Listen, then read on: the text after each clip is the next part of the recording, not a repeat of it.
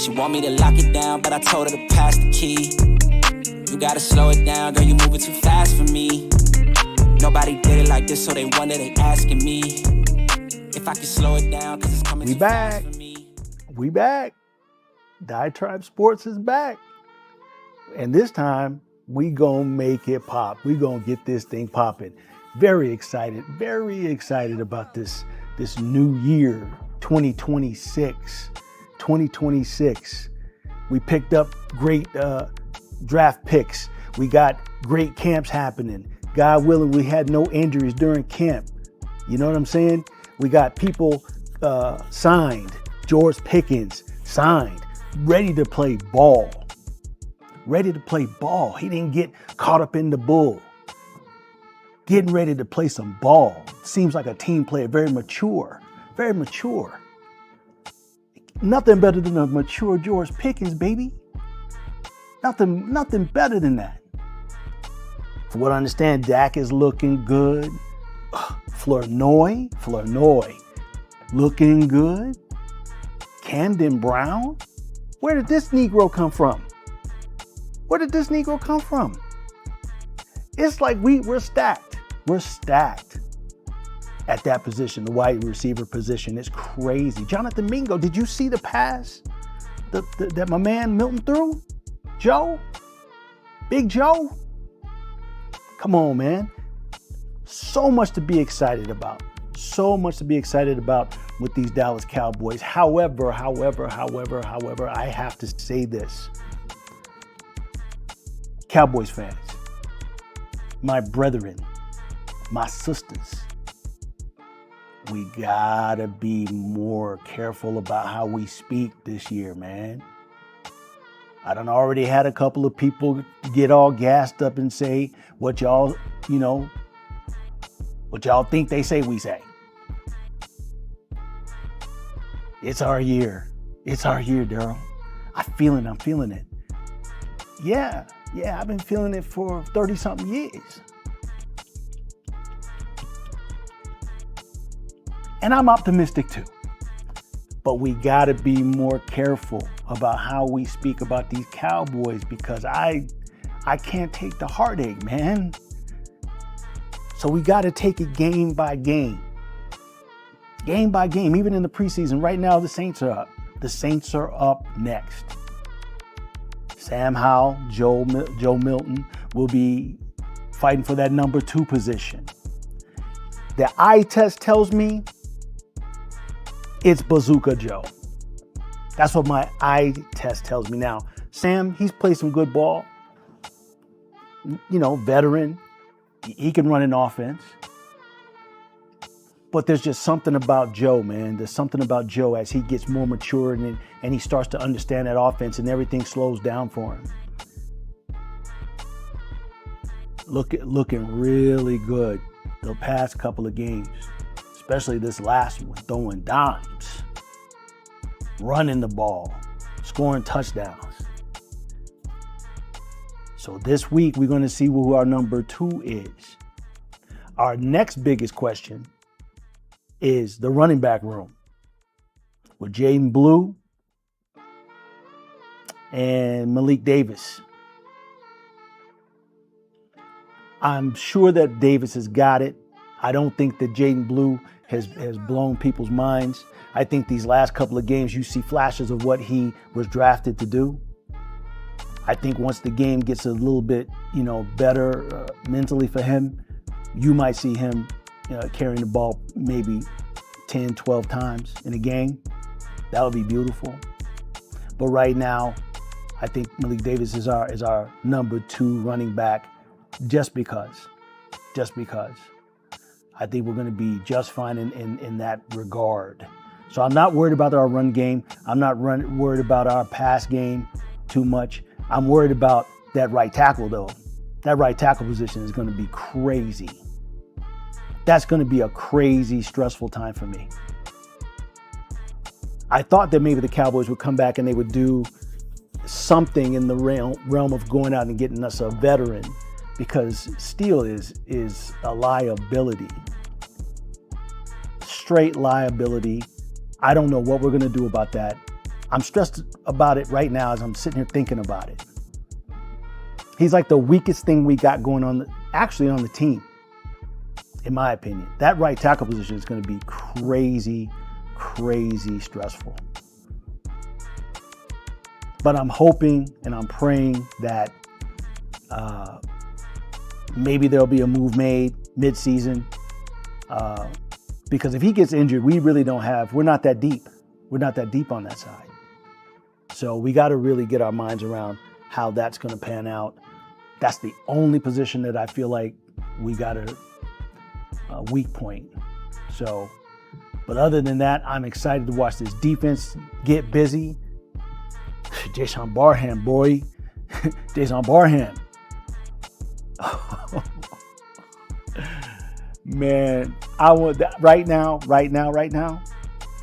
That brother has probably got some confirmed kills in his life. That brother's going to be an assassin. I cannot wait to see that brother on the field doing his thizzle. Do you see how he looked at the camera, dude, when he was getting ready for the game, walking in? That brother was about business. No, business. That brother was about business. Man, I can't wait to see that brother get it. Rashawn, what's his name? Rashawn Gary. Can't wait to see that. They said Easy's going to be ready to go. They talked about today when I was watching Mike Fisher that the veterans on the defensive line, unprovoked, were saying, man, Easy is on. Ezeiruaku, if you don't know what I'm talking about, is one of a kind. Breakout season. These are the veterans. Parker and Williams are saying this about him. Overshown is saying this about him. That's going to be crazy with that veteran presence of Von Miller too. Man, I don't want to get my hopes up, man. I don't want to get my hopes up because I know I'll be in a depressed. I have to go up there and take my bupropion. I'm going to have to take my mental health meds if this really starts to be a stinker.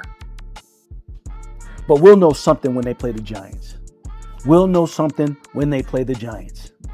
Based on how they play the Giants up there on their field, we're gonna see. If we squeak by, I'm not gonna be happy with a squeaker. I'm not gonna be happy with a close game. We need a blowout. Like, when you ain't been intimate with your girl for a few weeks and you finally get up where it hurts that's what we need. We need that kind of release. Let's talk about some headlines right now. The Cowboys signed a tight end. They signed a tight end and waived somebody.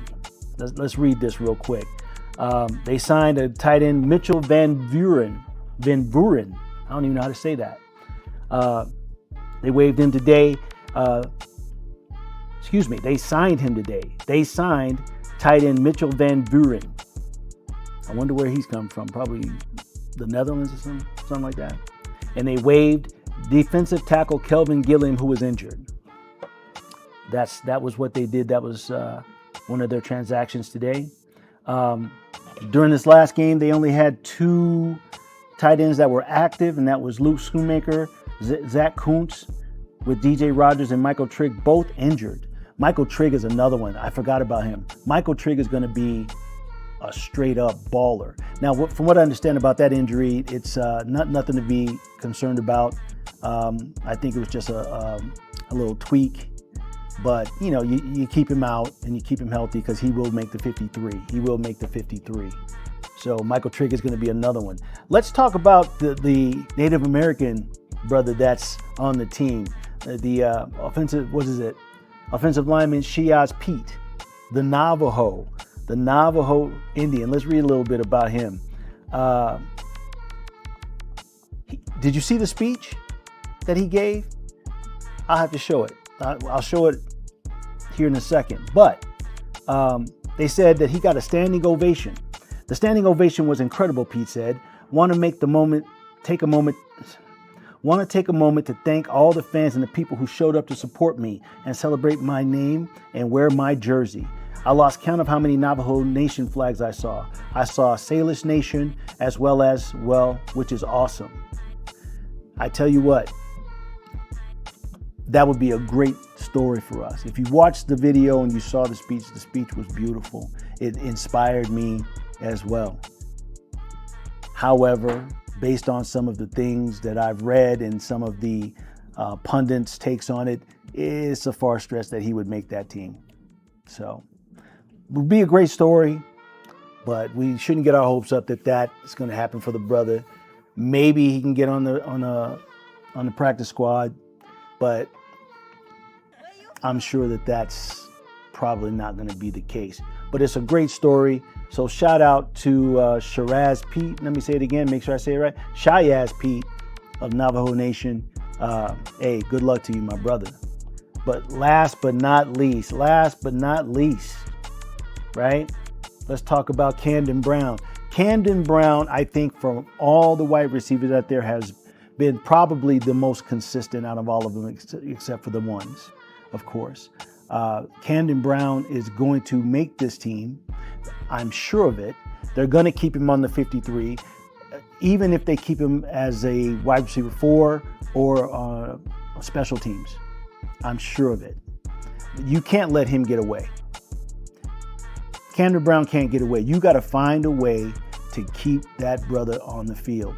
Apparently, he's been ripping their asses up the entire preseason in camp and everything else. So we saw it ourselves. And I think that's something else for us to be very excited about, super excited about. Let's see what they got to say. It says, Camden Brown shows game-changing consistency, as we talked about. I'm doing what I got to do.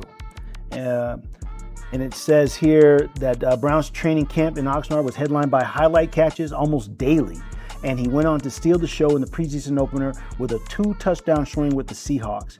1 week later, he was serving up a 70-yard catch and run pass from Joe Milton that proved consistency isn't an issue. And that's the thing. That's the thing. Are we seeing these wide receivers run their routes and catching the ball, being where they're supposed to be consistently? I think in the last couple of years, and I can't remember that wide receiver's name that we just got rid of, light-skinned brother, I can't think of his name. The consistency wasn't there with him. I wish I could remember his name. I can't remember it. However, I think that this coaching staff and Jerry Jones, if you want to give the man some credit, has gone out and he's made sure that Dak has who he needs. Hell, that CeeDee Lamb has who he needs. That George Pickens has who he needs. Jake Ferguson has who he needs. Because if you take some of the pressure off some of these other wide receivers to always separate, make catches, the tough catches across the middle, if that becomes an issue where we're dealing with that all the time, double teams, just running the right tree routes and all these other things, if we're having to deal with that type of nonsense where these people are not running themselves open, where Dak can't even throw you open because you're in the wrong spot, which has been an issue for them, it seems to me that Camden Brown is the issue, not the issue, but the antidote for that. So another thing I'm excited about that I'm trying not to get too excited about. So shout out to Camden Brown. We're going to be watching that particular position all year long, even if he's on special teams or in situational pass situations. So next game up is against the Saints, the ones they had the WWE brawl with, the one they got fined for. That ought to be a chippy game. That's going to be a chippy game. Hopefully, we won't see a bunch of fights and some, unprofessional behavior. But, punks jump up to get beat down. You know what I'm saying? I really believe that this Cowboys team will dust your asses off. Because we're not playing. It seems we ain't joking with these people this year, man. So let's keep the chippiness, but let's keep it professional. So we're all going to tune in on, what day is that? What day is that schedule? I think it's on Saturday. Let me see. That is on Friday. Friday at 7 Central Daylight Time. So it's 6 here. So that's going to be, I'll be sitting here watching that with a little brewski in my hand. So look, I'm back.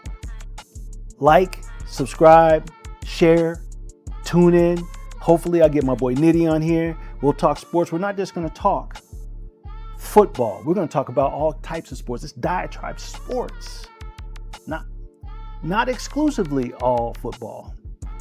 We're going to talk about some other things too. MMA, basketball. I might throw a little golf in there if I have my white friends on here, whatever that is. You know what I'm saying? WNBA. We're going to talk about it all. And we have opinions about it all. So, hey, stay tuned. Like, subscribe, and share. And I'll see you on the flip.